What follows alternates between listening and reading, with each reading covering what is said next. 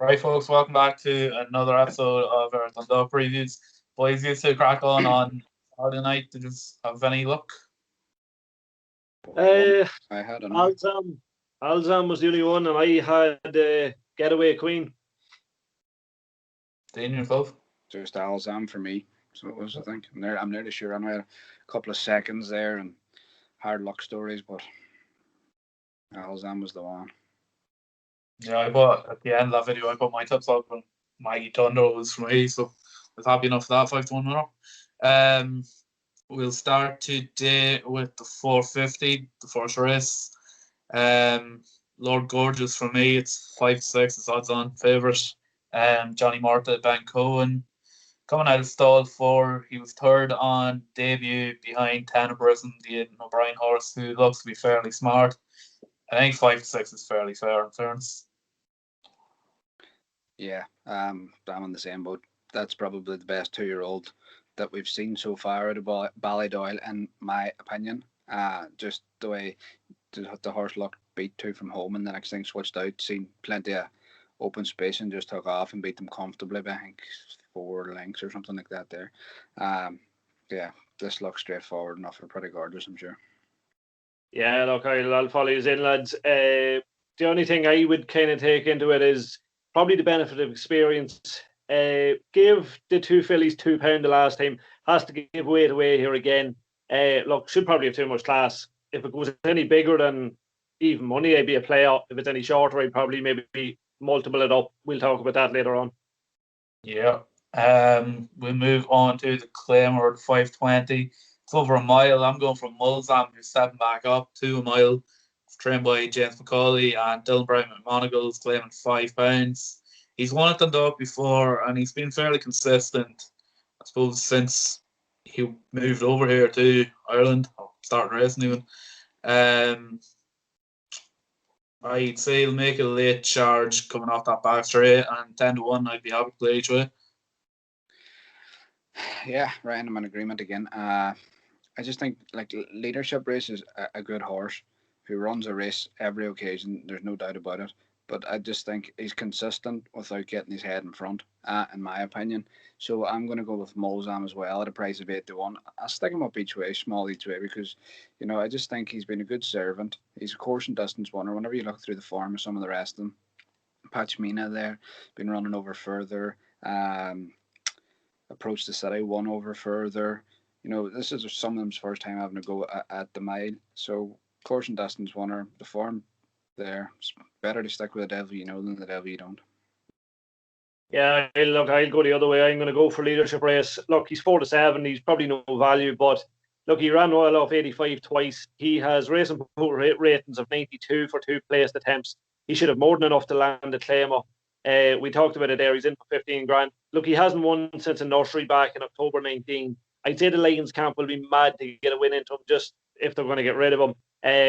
That form behind Al has him. He ran there on Sunday behind him again. That's been well franked. Look, if he drifts towards even money, he's probably a play. Like I said with the first race. So keep an eye on the market. But any shorter than 4-7, I don't know how much I get involved in it. Yep. In the 550, it's 1 mile maiden. I am going for Jesse Harkin's Golden Lyric. Shane Foley's on board. I think this could be one to watch outside of Aiden's and Joseph's in this race. I know Aiden's is very well bred, but Golden Lyric has course form and was second to Baton Rouge, another Aidan O'Brien horse, and was second to Messador before that, Joseph's horse. And unless either Aiden's or Joseph's in this are fairly special, I think Golden Lyric has the beating of them at 11-4. Yeah, I ran again. I'm in the same boat as you. I put Golden Lyric up last time now, and it was. I was fairly confident that it might give Baton Rouge a good run because Baton Rouge was solid at 11-10 even money, and he never went any shorter. And it's surprising given the level of form that he had. But Golden Lyric got kind of upset in the prelims. Drifted away out to 10-1 and ended up running a stormer in my eyes, given how upset the horse got before the race. If she takes a step forward here, I think she will be good enough to land this. As you say, Ryan, you've touched on the two horses that's ran behind before. She's drawn and stall 6, I'm nearly sure. So positive there, because Shane Foley can either pop her out and make the running or sit in handy, get cover. He's got an ideal draw to make up his mind whenever the horse jumps to see what position he wants to go. And I'm happy to take a play in that. I'm going to go for Aidan's horse, County Wicklow. Look, I've kind of mentioned this before. Aidan kind of sends some of his better horses up here, like thinking back to Lochdeog, Hit of the Bomb, couple like that. This Warfront Colt is the first foal by Coolmo. Dam is a 7 furlong 2-year-old Group 2 winner, sister to Glen Eagles. Look, it'll be interesting to see what the market says in terms of, I've seen 7 to 4, 15 days. I'd be happy enough to play in at that. Yep. In the 620, it's 1 mile handicap. I've gone for Stop on Red. I think Stop on Red will go close again. Was fourth in a 4-way finish here on Sunday. And I think he'd be the one to beat here, 2-1. Chris Hayes is back on board. Yeah, I'm going against this time, Ryan. I just think that the run might come a wee bit too quick for him. That was a pretty hectic enough finish on Sunday, so it could have been a hard race. I'm going to go for In the Attic at 9-1 each way for Colin Keane and Nomead. Hasn't showed a great deal last season at the 2. Now, I think I'm nearly sure in saying that. Another year older with a bit more experience under the belt. It's often something I take seriously whenever I see Colin Keane riding for Nomead, especially around Dundalk. I just think 9-1, there's value there to be had given the unknown of the horse, or the potential that it could have if it has improved from last season. Yeah, the one I'm going to put up is Designer Colleen for Pat Martin. 4 to Lust for Life last time out of Corn. Now, Lust for Life really opposes in this race, but Designer Colleen gets a nice weight pull for 3 lengths. She's going to get £8 more. She should get much closer to probably Lust for Life this time. Third at Dundalk to Betrayed in Aloso the time before. Now, we followed in Aloso, and Aloso ran well in the grass since. I think she's a solid enough play each way there at 6-1. Yep. In the 650, it's over 7 furlongs. I've gone for Masalite in stall 6 for Edward Lynham, and will be ridden by Dylan Brown McMonigal, who's again claiming £5. Masalite got dropped one time from his last outing, and with Dylan Brown McMonigal claiming £5, I think 4-1's a very good price. I'm going for another Hilltop horse in Caesar's Comet. 14-1 each way. I'll take him this time. His last one came off a mark of 62. He's running off 66 tomorrow, but with Luke McAteer's claim of £5, it actually puts him a pound below his last one on mark. 14-1 for, a horse that was won around the course before. He has a little bit of a horse who's always on the premises, so 14-1 is good enough value for an each way for me. Yeah, I thought this was probably the trickiest race at night. I'm going to put up Beleaguerment, trained by John McConnon. Very consistent around the Dundalk recently. Last 4 runs off a mark of 60. Beaten 3 lengths by Tipperary Moon last time and gave him £9. Only gives him £3 this time around, so should get a little much closer. Nice drawn stall 8. Was second at Gormanston the time before. That form not the strongest, but look, Beleaguerment in around 6-1 with Rory Cleary on board. I'd be happy enough to play each way. Yeah. In 720, it's Geraldines versus Aidan O'Brien for me. I am going for Geraldines' horse, 8 kilo though. Has course form, 2 runs out of his 3 came at Dundalk, and he came second and won. He was second to Lightning Bolts, who is now out in Qatar. And yeah, look, I think 5-2 is a very good price for a horse that has that course form compared to Aidan O'Brien's one. For me, Kudos the one to beat. Yeah, I'm going to go for Let's. 4-1 for Billy Lee. Last time out winner. Form ties in with the JR Lions runner.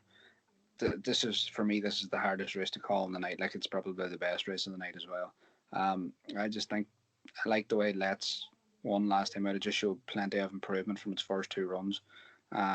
Hopefully it's going to keep improving. I'll have enough for 4-1. Yeah, this, as you said, Dean, is probably a tricky enough race. Actually, just looking at the entries, and I only spotted it too late, but Eros and Psyche actually had an entry in here and just actually won a maiden in Tipperary at 16-1 for Kieran Cotter. But I'm actually going to put up Forest Dreams, Aidan O'Brien. Ran a very nice race in his first run of the 3-year-old from Port to Logo Hunter at Cork. Dean, you actually put up Logo Hunter when he ran in Dundalk before. Now, this horse cost 900,000 as a yearling. Broke his maiden in Navan, beating Quillavon and Repute. The one thing I noticed about that watching the replay, it was stamina laden. He got there and he wasn't going away. He's a nice drawn stall one here. I think he'll be probably tracking the Lions horse out to the straight, and he might just do him for a wee bit of toe and outstay him. Yep. The 2 miler of the night, 750. For me, this was the trickiest race. I have gone for My Am Spirit, though, Dennis Hogan and Joe Doyle. This horse has never ran over 2 mile on the flat. Has ran plenty of times over 2 miles over hurdles and even chases. And won over 2 miles at Kilbeggan over hurdles. Look, he's ran between a mile and a mile 6 on the flat, so it's quite interesting to see him go here over 2 miles to Dundalk, and 12-1. I'd play each way here. Yeah, I touched on Port Lockroy in our last video. I think it was the one me and Alan done. I gave it a pretty decent mention. Again, ran well, but I just that he hasn't got the turn of foot for the 1 mile 2 or 1 mile 4 start. I think this better stamina test here over 2 miles is going to see him the best effect. Short enough on there at 13 to 8, but like as Alan mentioned earlier on, you could double a couple of them up if you wanted a couple of them shorter prices. But I'd be happy enough to chance Port Lockroy. I think this could be a good trip for him. Yeah, I agree, Dean. Look, we mentioned it, or you mentioned it there the weekend, and I put up Getaway Queen in that race, but I kind of watched this replay back, and Port Lockroy was very slow away. It took him an absolute age to try and get into some sort of a rhythm over a mile and a half, and when he did get going, it was far too late. The 2 miles sure to suit, same mark of 50. Hugh Hogan's going to claim 7 off his back. If the run doesn't come too soon from Sunday, I'd say he'd be going very close here. Yep. The final race of the night, there's 2-7 favourite, Aaron Devine, Aidan O'Brien and Shamie Heffernan. This horse was third in last year's Epsom Derby, and to be honest, I can't see anything even getting close to it here. Huge season, as no doubt expected, so 2-7, I know it's extremely short, but there's not getting close. It's actually interesting to see Paloma Blue run here at Dundalk. Was a very smart chaser and did run in Grade 1 chases, so it's quite interesting to see that one run, but I don't think it'll get anywhere near Aaron Devine. Yeah, I'm in agreement, Ryan. Like, I personally probably won't be having a bet in this because it's far too short, even for doubles and trebles, as Alan will probably touch on later on, or on a wee bit about the horse coming back from injury. Like, if you're looking for one that at an each way value there, Comino's had a couple of runs at Dundalk. I'm surprised we haven't seen him at some of the festivals and a couple of them handicap chases or anything like that there. Back for another run, considering that there was a 2 mile race in the race before where Paloma Blue and Comino could have ran in possibly.